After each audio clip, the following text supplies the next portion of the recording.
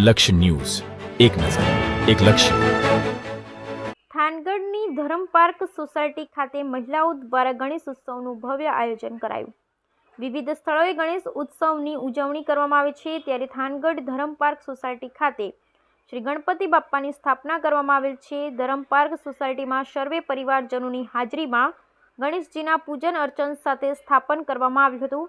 ગણપતિ બાપ્પાની સ્થાપન પૂજન પ્રસંગે ધરમ પાર્ક સોસાયટીમાં ધરમ પાર્કકા રાજા એવા ગણેશજીના દર્શન માટે ભક્તો મોટી સંખ્યામાં ઉમટી પડ્યા હતા.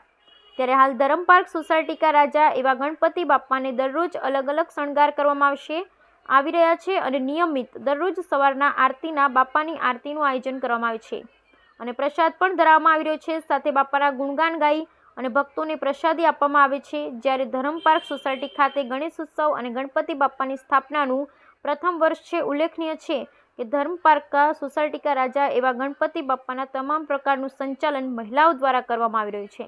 બ્યુરો રિપોર્ટ જયેશભાઈ મોરી.